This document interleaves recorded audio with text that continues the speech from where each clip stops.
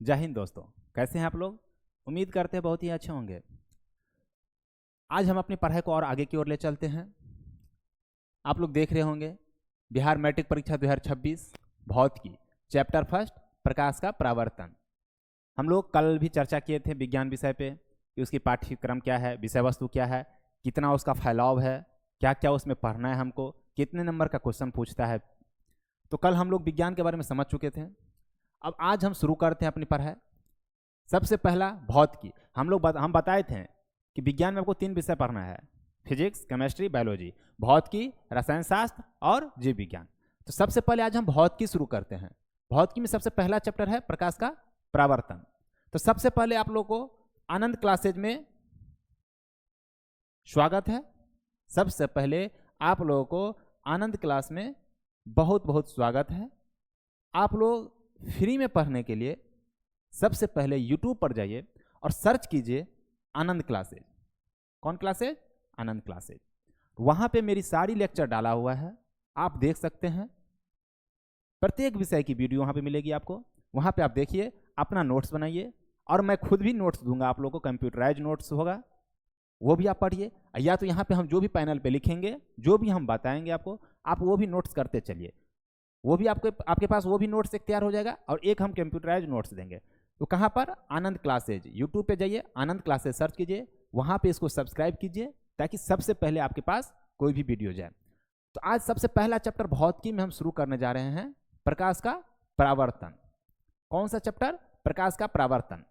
2 दिन, 4 दिन, 5 दिन लगेगी, ये चैप्टर समाप्त हो जाएगी। फिर हम आगे की ओर बढ़ेंगे और आप लोगों को कल या परसों, कल से परसों तक आप लोग को गणित भी शुरू हो जाएगी और गणित, विज्ञान में आपका भौतिकी चल रहा है और साथ साथ में आपका केमिस्ट्री या बायोलॉजी भी शुरू हो जाएगी। तो सबसे पहले आज हम शुरू करते हैं प्रकाश का परावर्तन। प्रकाश का परावर्तन। देखिए, सबसे पहले चैप्टर का नाम लिखा है प्रकाश का परावर्तन। तो सबसे पहले प्रकाश जानेंगे हम, क्या होती है। क्या जानेंगे? प्रकाश जानेंगे क्या होती है। इसके कुछ गुण जानेंगे, क्या होती है, क्या है प्रकाश, क्यों है, कैसे है। उसके बाद फिर देखेंगे का परावर्तन, इसके परावर्तन के बारे में भी समझेंगे। तो सबसे पहले हम जानते हैं कि प्रकाश, प्रकाश क्या है। लिखा है जैसे कि प्रकाश, क्या है प्रकाश। अब आप लोग बताइए कि प्रकाश क्या है। क्या आपने कभी प्रकाश को देखा है? बताइए क्या है प्रकाश। तो जैसे कि मान लीजिए यहां पे कोई एक वस्तु है, देखिए यहां पे कोई एक वस्तु है, यहां पे ये कोई एक वस्तु है।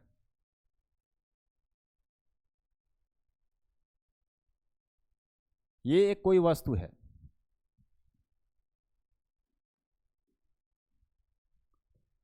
यहां पे एक चिमटी है।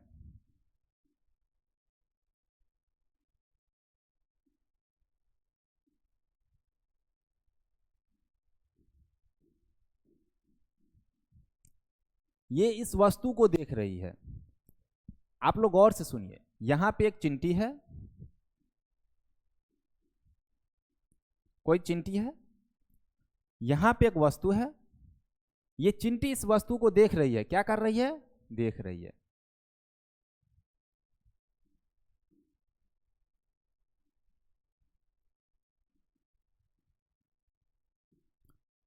अब आप बताइए कि ये चिमटी इस वस्तु को देख रही है। इस वस्तु को देखने के लिए इस चिमटी को किस किस वस्तु की आवश्यकता पड़ेगी, किस किस चीज की आवश्यकता पड़ेगी। तो आप लोग का सबसे पहले आंसर जवाब होगा कि इसके पास आंख स्वस्थ होनी चाहिए, क्योंकि हम किसी भी वस्तु को आंख से ही देखते हैं। तो सबसे पहले आंख स्वस्थ होनी चाहिए। दूसरी बात कि वो वस्तु होनी चाहिए, कोई भी वस्तु होनी चाहिए सबसे पहले। उसके बाद सबसे लास्ट में सबसे अत्यधिक आवश्यकता पड़ती किसका? प्रकाश का। किसका? प्रकाश का। प्रकाश होना बहुत ही अनिवार्य है। अंधेरे में हम किसी भी वस्तु को नहीं देख सकते हैं। जैसे कि आप हमको अभी देख रहे हैं, आप लोग हमको अभी देख रहे हैं। जैसे ही हम अपनी प्रकाश को यहाँ पे बंद करेंगे, अपने जो लाइट लगाए हैं उसको हम बंद करेंगे, हमको देखना बंद हो जाएगा। क्या अब आप हमको देख पा रहे हैं? नहीं। क्यों? क्योंकि प्रकाश नहीं है रूम में, हम लाइट को ऑफ कर दिए। जो ही अब हम लाइट को ऑन करेंगे आप देख पाइएगा।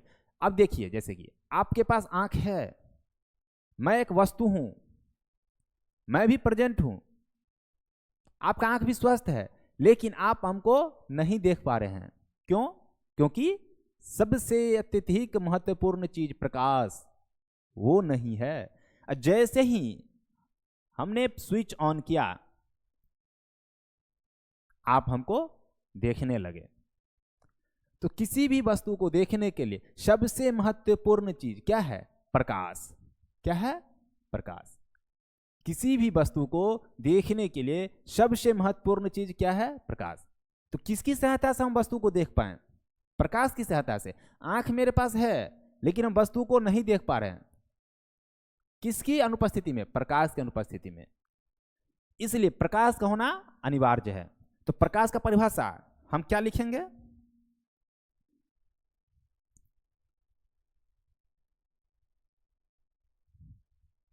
अब आप लोग बताइए, प्रकाश की परिभाषा हम क्या लिख सकते हैं?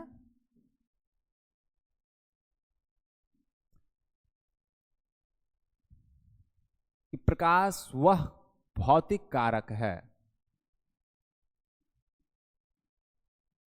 प्रकाश वह भौतिक कारक है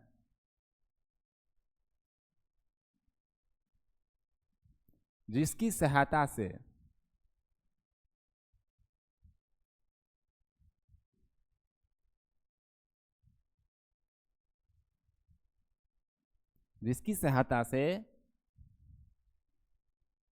हम किसी वस्तु को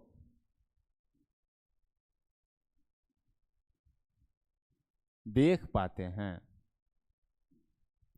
प्रकाश का परिभाषा क्या लिखेंगे? कि प्रकाश वह भौतिक कारक है जिसकी सहायता से हम किसी वस्तु को देख पाते हैं। जैसे कि हमने बताया कि अभी लाइट है तो आप हमको देख पा रहे हैं, जो ही हम लाइट ऑफ करते हैं आप हमको देखना बंद कर दीजिएगा। ये लीजिए, क्या अब हम देख पा रहे हैं? नहीं देख पा रहे हैं। तो इसका परिभाषा ये सही है कि प्रकाश वह भौतिक कारक है जिसकी सहायता से हम किसी वस्तु को देख पाते हैं। अब जो ही हम लाइट दिए, देखिए प्रकाश की सहायता से आप हमको देख पा रहे हैं। अब तो प्रकाश का परिभाषा, प्रकाश वह भौतिक कारक है जिसकी सहायता से हम किसी वस्तु को देख पाते हैं। देखिए साइंस है, क्या हमने शुरू किया है? साइंस। साइंस कभी भी रटने वाली वस्तु नहीं है, साइंस कभी भी रटने वाली विषय वस्तु नहीं है, ये हमेशा समझने वाली वस्तु है। ये कौन सी विषय है? समझने वाली। आप लोग एकदम गांठ बांध के चलिए कि आप आनंद क्लास में आए हैं, आनंद क्लास में आपको साइंस को समझाया जाएगा, आनंद क्लास में आपको साइंस को समझाया जाएगा। साइंस को रटना नहीं पड़ेगा, यहाँ पे आप साइंस को समझ लीजिएगा। कभी भी रटने से छुटकारा, हम गारंटी देते हैं आपको कि आपको साइंस रटने की आवश्यकता नहीं पड़ेगी। जब हम क्लास में पढ़ाएंगे गौर से आप सिर्फ देखिए, साइंस आपको याद हो जाएगी। भौतिकी, रसायन शास्त्र, बायोलॉजी, कोई भी टॉपिक आपको याद करने की जरूरत नहीं पड़ेगी, यहीं पे सब याद हो जाएगी। और याद करने की कभी नहीं जरूरत पड़ेगी, और जिंदगी भर के लिए कभी याद करने की जरूरत नहीं पड़ेगी। जैसे कि प्रकाश, हमने बताया कि आप हमको अभी देख रहे हैं, जो ही लाइट बंद करते हैं आप हमको देखना बंद कर देते हैं। तो प्रकाश की परिभाषा उससे निकलती है कि प्रकाश वह भौतिक कारक है जिसकी सहायता से हम किसी वस्तु को देख पा रहे हैं। चलिए आगे चलते हैं। अब है कि प्रकाश का कुछ गुण होता है, प्रकाश का कुछ गुण होता है। जैसे कि पहला, प्रकाश के बारे में कुछ तथ्य कि प्रकाश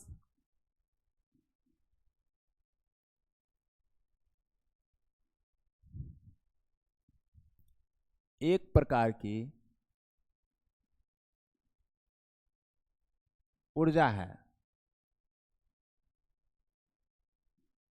क्या है प्रकाश? एक प्रकार की ऊर्जा है। दूसरा, देखिए प्रकाश क्या है? एक प्रकार की एनर्जी है, ऊर्जा है, जिसके साथ हम किसी वस्तु को देख पाते हैं। दूसरा, प्रकाश एक प्रकार की क्या है? तरंग है, वेव है। क्या है? प्रकाश तरंग है। तरंग के रूप में कौन सी तरंग है? तो देखिए, प्रकाश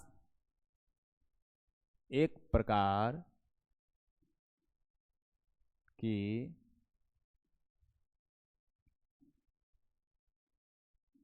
विद्युत चुंबकीय तरंग है। विद्युत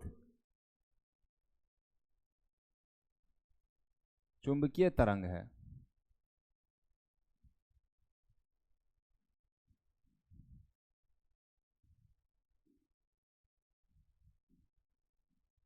विद्युत चुंबकीय तरंग है। प्रकाश एक प्रकार की क्या है? ऊर्जा है। प्रकाश एक प्रकार की विद्युत चुंबकीय तरंग है। अब देखिए, प्रकाश क्या है? एक प्रकार की कण भी है। जैसे कि ये लाइट है। क्या है? लाइट है। मान लीजिए ये लाइट है। अब हम इसको बड़ा कीजिए, आप इसको क्या कीजिए? बड़ा कीजिए। ज्यों ही इसको बड़ा करते हैं आप, और बड़ा कीजिए इसको, और बड़ा कीजिए आप, तो देखिएगा एक छोटा छोटा पार्टिकल दिखेगा आपको। आप देखिएगा छोटा छोटा पार्टिकल दिखेगा। तो प्रकाश क्या है? ये क्या है? कण। क्या है? कण। तो प्रकाश क्या है? एक प्रकार की कण है।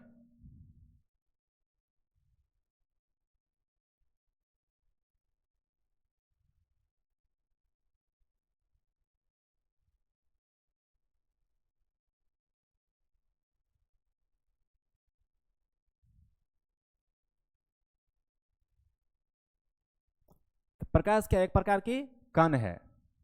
कण के रूप में क्या है? ये फोटोन है। इस कण का क्या नाम देंगे हम? फोटोन। तो देखिए तीसरा,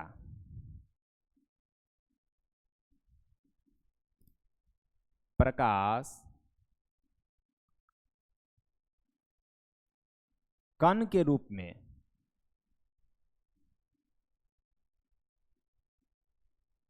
रूप में क्या है?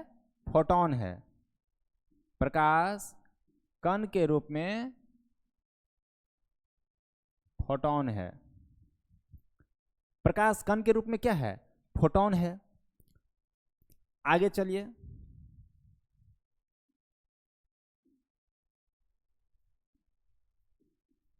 देखिए प्रकाश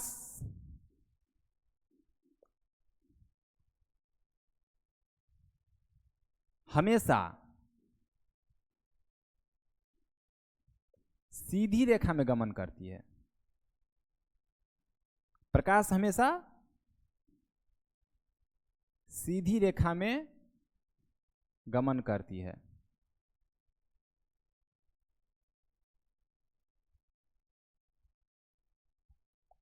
क्या आपने कभी देखा है प्रकाश को ऐसे ऐसे चलते हुए? कभी नहीं। प्रकाश हमेशा किस सीधी रेखा में गमन करती है। प्रकाश कैसे चलती है? हमेशा सीधी रेखा में। जैसे कि मान लीजिए यहाँ पे कोई दीप जल रही है। मान लीजिए यहाँ पे कोई दीप जल रही है, यहां से प्रकाश निकलेगी आपको सीधी रेखा में निकलेगी, यहां से आगे की ओर।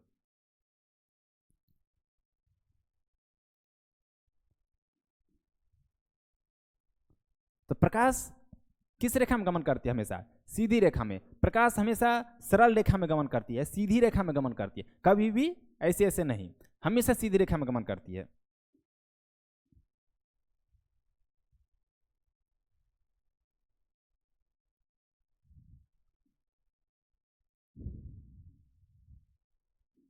पांचवा,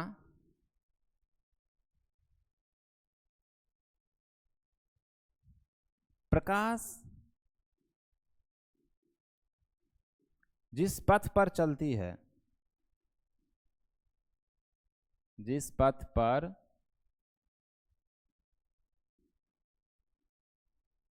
चलती है उसे क्या कहते हैं? हम उसे किरण कहते हैं। क्या कहते हैं?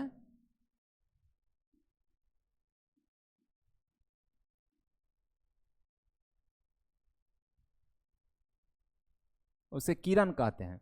प्रकाश जिस पथ पर चलती है उसे क्या कहते हैं? किरण कहते हैं। तो प्रकाश के बारे में हमने कुछ इंपोर्टेंट गुण समझे हैं। जो प्रकाश क्या है? एक प्रकार की ऊर्जा है, एनर्जी है। दूसरी बात, प्रकाश एक प्रकार की विद्युत चुंबकीय तरंग है। तीसरी बात, प्रकाश कण के रूप में क्या है? फोटोन है। ये सब ऑब्जेक्टिव में आपको पूछेगा। प्रकाश कण के रूप में क्या है? फोटोन है। प्रकाश हमेशा सीधी रेखा में गमन करती है। प्रकाश हमेशा कभी भी निकलती है तो सीधी रेखा में गमन करती है। प्रकाश जिस पथ पर चलती है उसे क्या कहते हैं? हम किरण कहते हैं। प्रकाश जिस पथ पर चलती है उसे हम किरण कहते हैं। अब देखिए,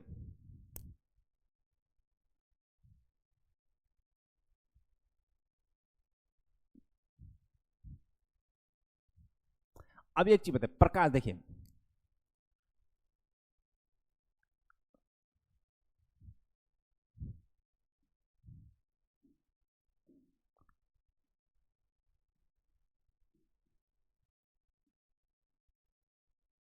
प्रकाश की चाल सबसे अत्यधिक, देखिए ये सब ऑब्जेक्टिव के लिए है, सबसे अत्यधिक, सबसे अधिक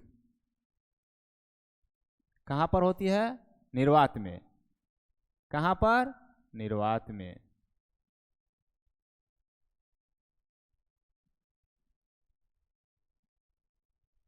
देखिए प्रकाश की चाल सबसे अधिक कहां होती है? निर्वात में होती है। क्या होती है? निर्वात में। जैसे कि आप देखिए, मान लीजिए कि ये क्या है? वायु है। क्या है? वायु। ये क्या है?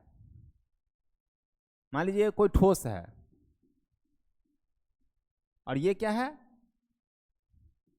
गैस है। ये क्या है? गैस है। तीनों में क्या है? जा रही है प्रकाश, तीनों से प्रकाश निकल रही है। अब ये बताइए कि सबसे अत्यधिक किस में गमन करेगी? एक है ये निर्वात। क्या है? एक निर्वात। एक ये मान लीजिए निर्वात है। क्या है? निर्वात। ये 1 2 3 ये 4। अब एक चीज देखिए, ये निर्वात, निर्वात किसको बोलेंगे बताइए? आप लोग बताइए कि निर्वात किसको बोलेंगे? निर्वात किसको बोलेंगे?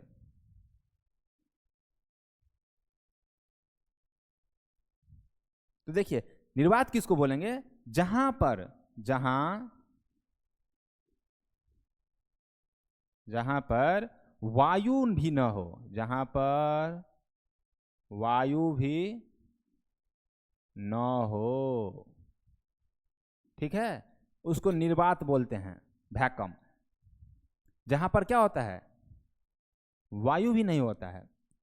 तो सबसे पहले देखिए, प्रकाश की किरण, प्रकाश की किरण वायु में गया, ठोस में गया, गैस में गया, एक और द्रव्य, एक और द्रव्य। यह क्या है? द्रव्य। द्रव्य में भी प्रकाश गया। अब देखिए सबसे पहले, सबसे अत्यधिक प्रकाश की चाल कहां होती है? निर्वात में होती है। सबसे अधिक प्रकाश की चाल कहां होती है? निर्वात में होती है। कितना? तो 3 लाख किलोमीटर, इकाई, दहाई, सैकड़ा, हजार, 10,000, लाख, 3 लाख किलोमीटर पर सेकेंड। निर्वात में प्रकाश की चाल कितना है? 3 लाख किलोमीटर पर सेकेंड। अब समझिए कितने फास्ट में चलती है निर्वात में। निर्वात में प्रकाश की चाल 3 लाख किलोमीटर पर सेकेंड। उसके देखिए वायु, वायु में कुछ अवरोधक होती है। ठोस में तो अत्यधिक होता है अवरोधक, गैस में हल्का फल्का, द्रव में भी अवरोधक होती है हल्का फल्का।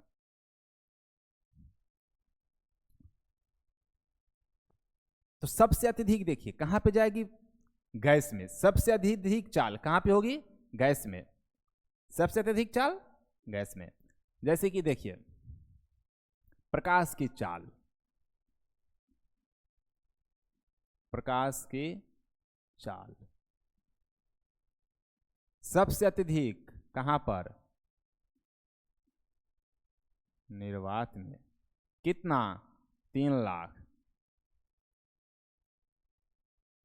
किलोमीटर पर सेकेंड निर्वात में। ये देखिए ऑब्जेक्टिव के लिए बहुत इंपॉर्टेंट है। निर्वात में प्रकाश की चाल 3 लाख किलोमीटर पर सेकेंड। उसके बाद उस सबसे ज्यादा इसमें, उससे कम गैस में। कहाँ पर? गैस में। उससे कम द्रव्य में, उससे कम द्रव्य में, उससे कम ठोस में। तो प्रकाश की चाल सबसे कम ठोस में। अगर ऑब्जेक्टिव में आ जाए आप लोग को कि प्रकाश की चाल, प्रकाश की चाल सबसे कम, और एक हो जाएगी सबसे अत्यधिक, सबसे अधिक। तो सबसे कम ठोस में, सबसे अधिक निर्वात में, है ना, सबसे अधिक निर्वात में। ये तो हुआ प्रकाश की चाल। यही आ जाए कि ध्वनि की चाल। एक गौर से सुनिए, यहीं पे ऑब्जेक्टिव देखिए, दो ठो बन जाए। ध्वनि की चाल, ये हुआ प्रकाश की चाल। यहां पे अगर आ जाए कि ध्वनि की चाल, किसकी चाल? तो ध्वनि की चाल। तब क्या करेंगे हम?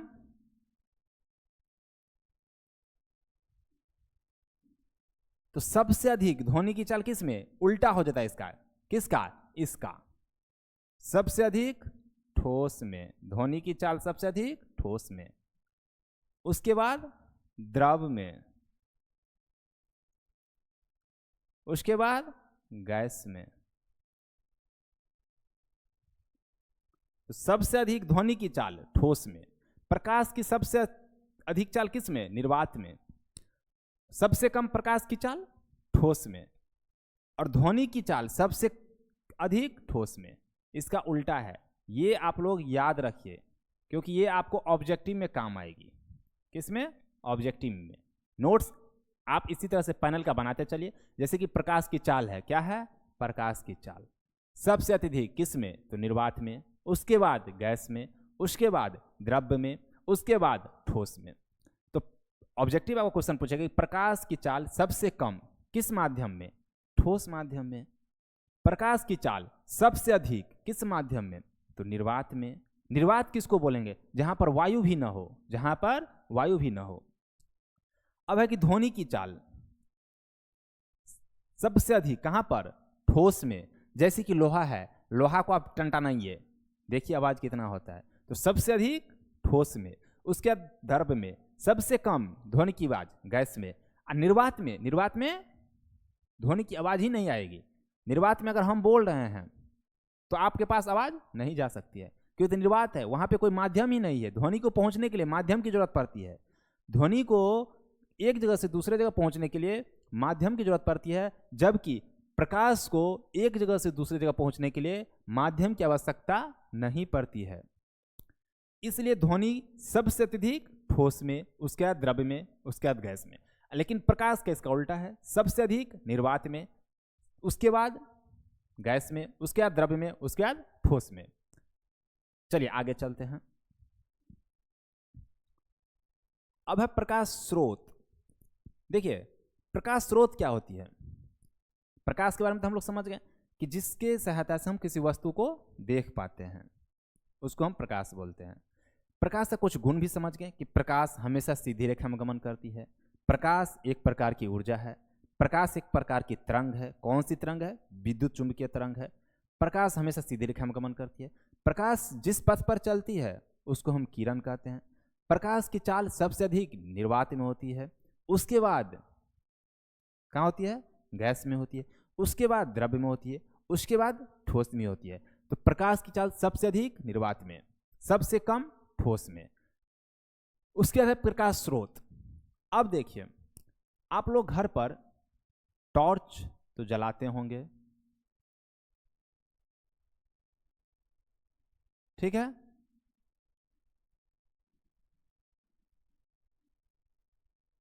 या तो कभी मान लीजिए कि पढ़ने के लिए बैठते हैं तो लैंप तो जरूर जलाए होंगे,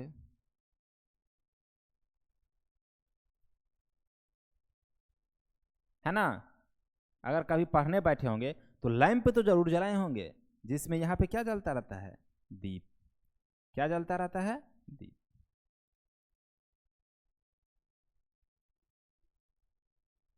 है ना? तो लालटेन में आप लोग पढ़े होंगे। आप लोग कमेंट करके बताइए कि कौन कौन लालटेन में पढ़े हुए हैं। हम तो लालटेन में पढ़े हैं। तो जैसे कि टॉर्च, ये क्या हो गया? लालटेन। एक सूर्य है, क्या है? सूर्य। ये क्या है? सन। सन क्या देती है हमको? प्रकाश दे रही है। क्या दे रही है? प्रकाश।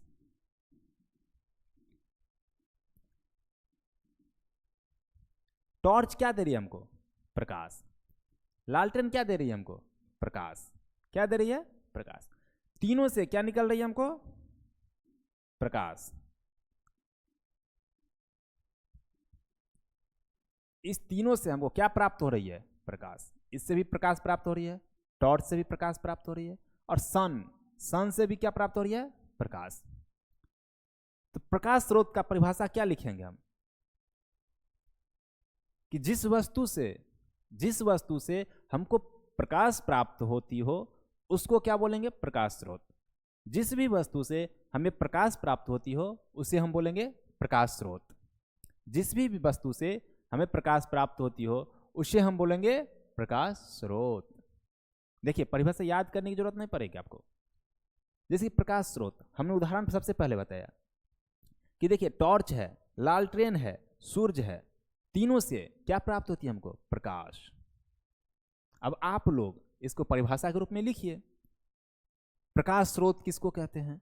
कि जिस भी वस्तु से हमको प्रकाश प्राप्त होती हो, जिस भी वस्तु से हमको प्रकाश प्राप्त होती हो उसको क्या बोलेंगे?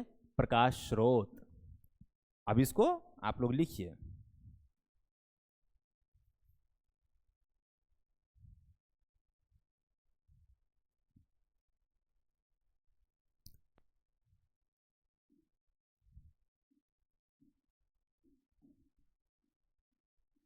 जिस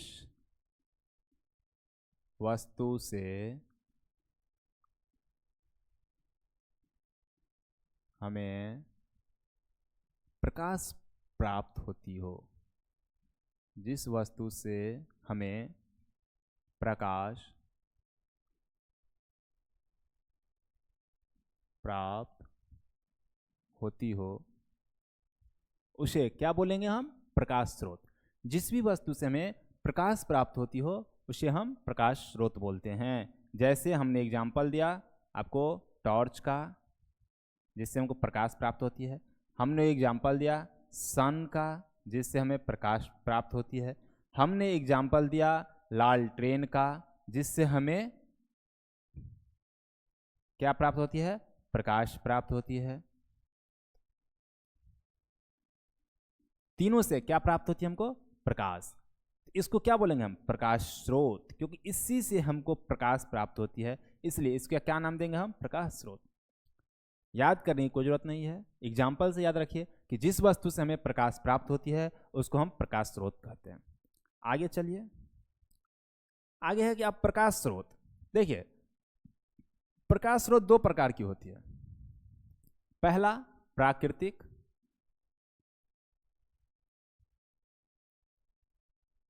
दूसरा मानव निर्मित।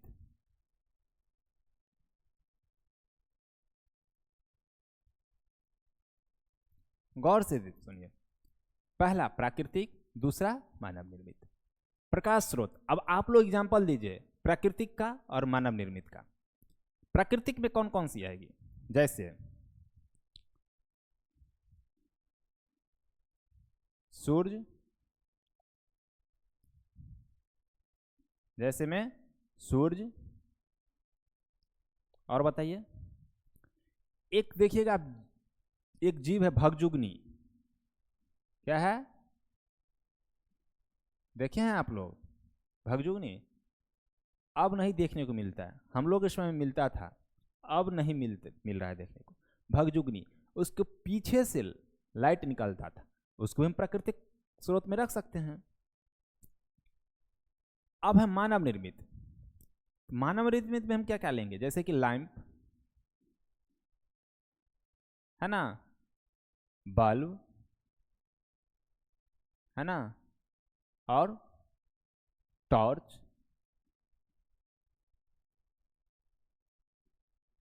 ईटीसी। तो प्रकाश स्रोत किसको बोलेंगे? ऐसी वस्तु जिससे हमें प्रकाश प्राप्त होती हो, प्रकाश स्रोत। ये दो प्रकार की होती है, प्राकृतिक और मानव निर्मित। प्राकृतिक में एग्जाम्पल दीजिए जो प्राकृतिक से हमको मिलता हो, मानव निर्मित में एग्जाम्पल दीजिए जो हमको मानव बनाता हो। चलिए आगे चलते हैं। अब है देखिए कि प्रकाश के जितने भी स्रोत हैं उनमें अन्य प्रकार की विभिन्न ऊर्जाओं को प्रकाश में बदला जाता है। देखिए प्रकाश खुद भी एक प्रकार की क्या है? ऊर्जा है। इसमें लिखा है कि प्रकाश के जितने भी स्रोत है, प्रकाश के जितने भी स्रोत है, अर्थात प्रकाश स्रोत जिससे हमको प्रकाश मिलती हो, जैसे लालटेन, सूरज, आपको ये जलता हुआ बल्ब, कह रहा है कि प्रकाश के जितने भी स्रोत है, जैसे कि देखिए जैसे कि देखिए लालटेन क्या है? लालटेन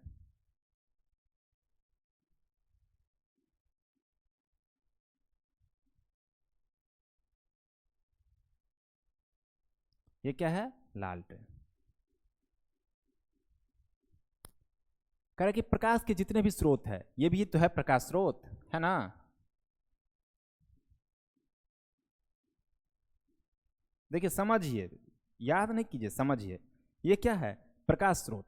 कह रहा है कि प्रकाश के जितने भी स्रोत हैं जैसे लालटेन, उनमें अन्य प्रकार की विभिन्न ऊर्जाओं को प्रकाश में बदला जाता है।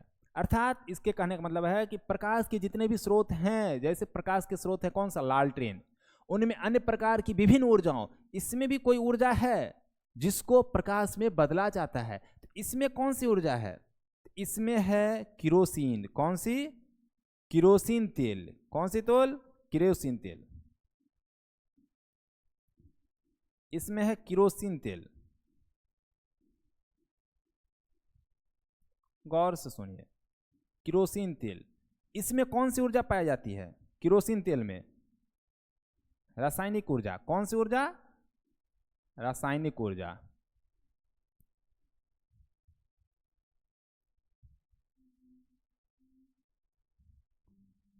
लालटेन में क्या है? किरोसिन तेल। किरोसिन तेल में रासायनिक ऊर्जा रहती है, संचित रहती है, उसमें पहले से रासायनिक ऊर्जा रहती है। रासायनिक ऊर्जा को किस में बदला जाता है? प्रकाश में। किस में? प्रकाश में। तो रासायनिक ऊर्जा को किस में बदला जाता है?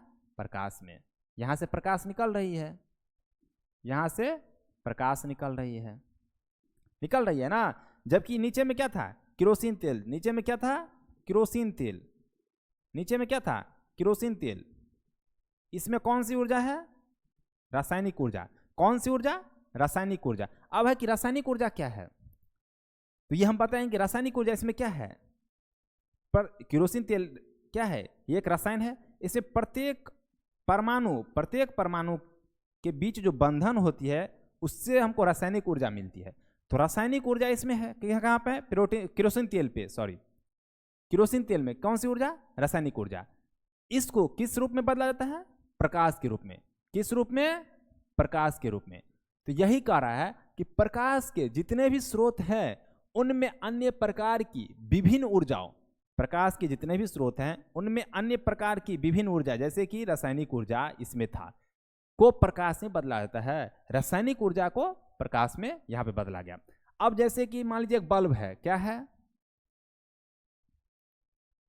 ये एक बल्ब है, क्या है? बल्ब है। ये बल्ब क्या कर रहा है? रोशनी दे रही है। बल्ब क्या कर रही है? हमको रोशनी दे रही है। बल्ब क्या कर रही है? रोशनी दे रही है। ये भी प्रकाश स्रोत हुआ। अगर बल्ब से हमको प्रकाश मिलती है तो ये भी प्रकाश स्रोत हुआ। लेकिन इसमें कौन सी ऊर्जा है? पहले से ये तो प्रकाश दिया हमको, एक ऊर्जा, ये ऊर्जा के रूप में वो क्या दिया? प्रकाश। ऊर्जा के रूप में क्या दिया? प्रकाश।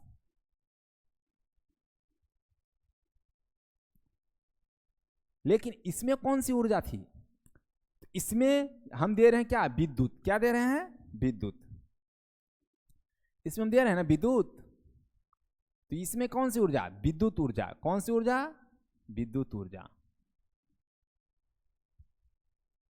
देखिए यहाँ पे क्या हुआ, विद्युत ऊर्जा हम दिए, है ना, जिसका बल्ब क्या किया, प्रकाश में परिवर्तित कर दिया। विद्युत ऊर्जा हम दिए बल्ब में, ये बल्ब प्रकाश निकाला, प्रकाश के रूप में ऊर्जा को परिवर्तित कर दिया। यहाँ पे क्या हुआ, विद्युत ऊर्जा से प्रकाश, क्या हुआ, विद्युत ऊर्जा से प्रकाश।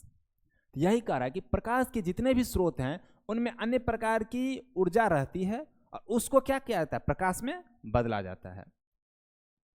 चलिए आगे चलते हैं। आगे है प्रकाश का प्रदीप्त और अप्रदीप्त वस्तुएं। प्रदीप्त और अप्रदीप्त वस्तुएं। अब देखिए प्रदीप्त और अप्रदीप्त वस्तुएं,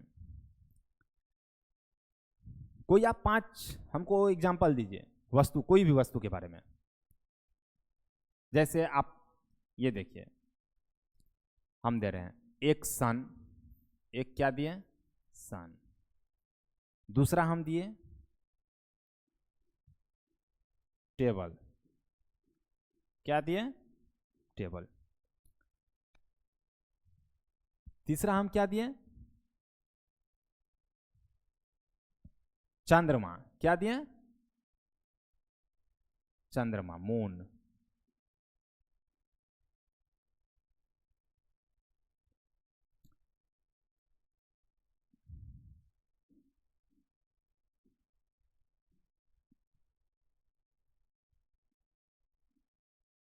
पहले इस दोनों का आप एग्जाम्पल के रूप में समझिए। देखिए 2 वस्तु हम दिए आपको, एक सन और एक टेबल। अब है कि प्रदीप्त और अप्रदीप्त वस्तुएं क्या होती है। तो इसका देखिए, सन से हमको क्या प्राप्त होती है, इन ऊर्जा, प्रकाश क्या प्राप्त हो रही है, प्रकाश, ठीक है। टेबल से क्या प्राप्त हो रही है हमको, क्या टेबल से प्रकाश प्राप्त हो रही है, नहीं। क्या टेबल प्रकाश प्रदान कर रही है, तो नहीं। क्या सूर्य प्रकाश उत्सर्जित करती है, तो यस। लेकिन टेबल प्रकाश उत्सर्जित करती है, तो नहीं। अब आप प्रदीप्त और अप्रदीप्त वस्तु का परिभाषा खुद से बना सकते हैं कि प्रदीप्त वस्तुएं उसको बोलेंगे, उस वस्तु को बोलेंगे जो वस्तु खुद प्रकाश उत्सर्जित करते हो। ऐसी वस्तु जो प्रकाश उत्सर्जित करते हो उसको प्रदीप्त वस्तुएं बोलेंगे। जो वस्तु प्रकाश उत्सर्जित नहीं करते हो उसको अप्रदीप्त वस्तुएं बोलेंगे। जैसे सन और टेबल, जो वस्तु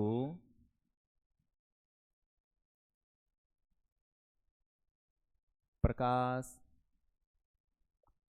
उत्सर्जित करता हो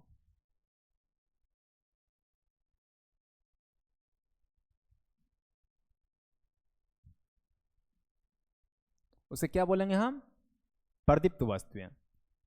जो वस्तु प्रकाश उत्सर्जित नहीं करता हो उसे अप्रदीप्त वस्तुएं। जो वस्तु प्रकाश उत्सर्जित नहीं करता हो उसे क्या बोलेंगे हम, अप्रदीप्त वस्तुएं, है ना। ये हुआ प्रदीप्त वस्तुएं और ये हुआ अप्रदीप्त वस्तुएं।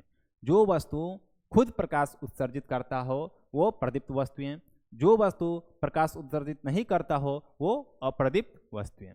जैसे सन और टेबल का हमने एग्जाम्पल दिया, है ना। देखिए याद नहीं कीजिए, समझिए कि सन क्या है, प्रकाश उत्सर्जित कर रहा है, लेकिन टेबल प्रकाश उत्सर्जित नहीं करता है। तो जो वस्तु प्रकाश उत्सर्जित किया वो प्रदीप्त वस्तुएं, जो प्रकाश उत्सर्जित नहीं किया वो अप्रदीप्त वस्तुएं। आगे चलिए, अब आगे है प्रकीर्णन। क्या है, चलिए प्रकीर्णन आज समझ लीजिए आप लोग, क्या है प्रकीर्णन।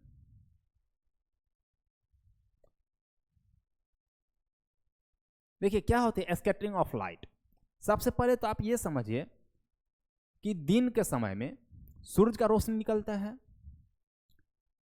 प्रकाश की किरण मान लीजिए कि रूम में नहीं आ रही है, गेट खिड़की सब क्लोज है, या कहीं से एक छेदा है ये गेट खुला हुआ है, खिड़की खुला हुआ है, लेकिन रोशनी डायरेक्ट नहीं आ रही है, रोशनी डायरेक्ट रूम में नहीं आ रही है, गेट खिड़की खुला है।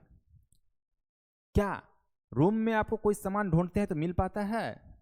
आपका जवाब होगा हाँ। दिन के समय में हम रूम में सभी विषय वस्तु, सभी वस्तु देख पाते हैं।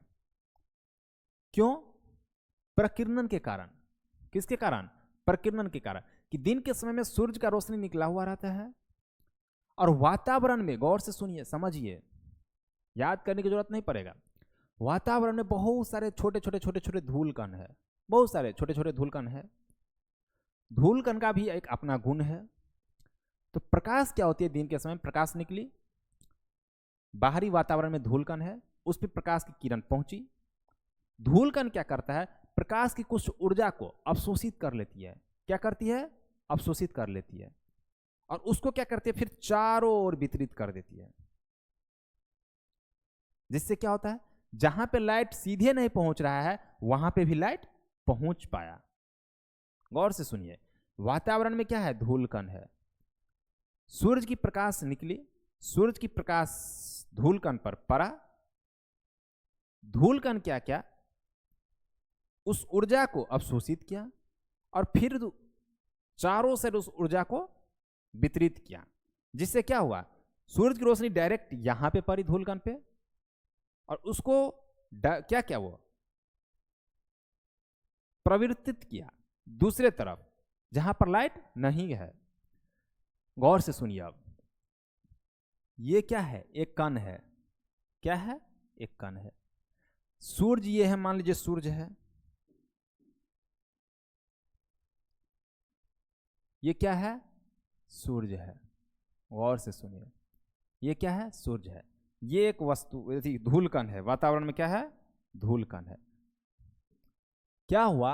ये इस पर लाइट पड़ी। क्या हुआ?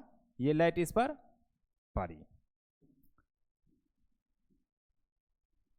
ये लाइट इस पर पड़ी। अब क्या हुआ? ये धूलकण जो था, धूलकण क्या क्या? देखिए, ये लाइट सीधा इस पे पड़ा, ठीक है, इस धूलकण पर ये लाइट सीधे पड़ रहा है। ये धूलकण क्या क्या? इसके कुछ ऊर्जा को, किसकी? इसकी सूरज की प्रकाश की कुछ ऊर्जा को अवशोषित किया। क्या क्या? अवशोषित किया। गौर से सुनिए, कुछ ऊर्जा को क्या क्या? अवशोषित किया ये धूलकण। अब फिर क्या क्या? उसको चारों साइड वितरित किया। उस प्रकाश की कुछ ऊर्जा को अवशोषित करके चारों ओर वितरित किया। गौर से सुनिए, अब क्या हुआ? मान लीजिए कि ये लाइट सीधे यहां पे नहीं पहुंच रही थी, ये लाइट सीधे यहां पे नहीं पहुंच रही थी, लेकिन अब डायरेक्टली नहीं लेकिन इनडायरेक्टली यहां पे कुछ ऊर्जा तो पहुंचा, कुछ हल्का सा प्रकाश की ऊर्जा तो यहां पे पहुंचा। इसी कारण से दिन के समय में जहां पर सूर्य की किरण सीधी नहीं पहुंच पाती है वहां भी हम किसी भी वस्तु को देख पाते हैं। यही कारण है कि सूर्य की प्रकाश की किरण जिस भी किसी कण पर पड़ती है सीधे, वो कण उस अपने पर पड़ने वाले प्रकाश की किरण की कुछ ऊर्जा को अवशोषित कर लेती है और फिर उसको चारों साइड वितरित कर देती है, जिसके कारण से हम जहां पर प्रकाश नहीं भी पहुंच पाता है सूर्य की डायरेक्ट, वहां भी हम किसी भी विषय वस्तु को हम देख पाते हैं। अब देखिए, इसका परिभाषा लिखने का नहीं है, समझने की बात था, याद करने की जरूरत नहीं है, खुद याद होगी। खुद से सोचिए, फिर से सोचिए एक बार, लिखिए नहीं, याद मत कीजिए, अभी ऐसे याद कीजिए कि फिर जिंदगी भर याद रहे। कि प्रकाश की किरण निकली, पहले से वातावरण में बहुत सारे धूलकण उपस्थित हैं, प्रकाश की किरण निकली, वो वातावरण में उपस्थित धूलकण पर पड़ रही है, ठीक है। धूलकण अब क्या कर रही है? प्रकाश एक प्रकार की ऊर्जा है, तो प्रकाश जब ये धूलकण पर पड़ा, प्रकाश क्या, धूलकण क्या क्या? अपने पर पड़ने वाली प्रकाश की कुछ ऊर्जा को अवशोषित कर लिया। क्या क्या? अपने अंदर अवशोषित कर लिया, फिर उसको क्या क्या? चारों ओर वितरित कर दिया। इसको क्या बोलेंगे हम? प्रकिरणन। ये हम लिखेंगे नहीं, आप इस मैप से खुद से अब परिभाषा बनाइए कि सूरज की किरण प्रकाश की किरण वातावरण में उपस्थित धूल कण पर पड़ रही है। ये धूल कण क्या कर रही है कि अपने पर पड़ने वाले प्रकाश की किरण की कुछ ऊर्जा को अवशोषित कर लिया, फिर उसे चारों ओर वितरित कर दिया। इसको क्या बोलेंगे हम? प्रकीर्णन। लास्ट में फिर से सुनिए, वातावरण में उपस्थित धूल कण अपने पर पड़ने वाली प्रकाश की कुछ ऊर्जा को अवशोषित करके उसे चारों तरफ वितरित करती है, जिसको कि क्या बोलते हैं हम? प्रकीर्णन। ठीक है, परिभाषा लिखने की कोई जरूरत नहीं है, आप ऐसे याद रखिए और प्रैक्टिकली याद रखिए, अपने जीवन से जोड़ कर याद रखिए। कोई भी विषय को हल्का बनाना है, उसको अपने लाइफ से जोड़िए, अपने जीवन से जोड़िए, हल्का हो जाएगी। कि प्रकाश की किरण जब किसी धूलकण पर पड़ती है तो वो धूलकण अपने पर पड़ने वाली प्रकाश की कुछ ऊर्जा को अवशोषित कर लेती है और उसे फिर चारों ओर वितरित करती है, जिसको हम क्या बोलते हैं? प्रकीर्णन।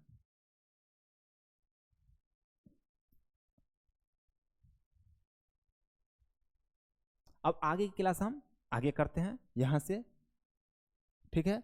और कल से अब आप लोगों को मैथ फिजिक्स चल रही है, मैथ भी शुरू हो जाएगी और साथ में रसायन शास्त्र भी शुरू हो जाएगी। रसायन शास्त्र या जीव विज्ञान, कोई एक विषय हम शुरू करते हैं, ठीक है। तो देखिए, आप लोग क्या कीजिए, सबसे पहले YouTube पे आइए, सर्च कीजिए आनंद क्लासेज सर्च कीजिए और उसको क्या कीजिए? सब्सक्राइब कीजिए, ताकि सबसे पहले आपके पास ये वीडियो पहुंचे, जिससे कि आप अपनी तैयारी को एक अच्छा बेहतरीन तरीका से कर पाए। ठीक है, मिलते हैं आप कल नेक्स्ट क्लास में। Thank you.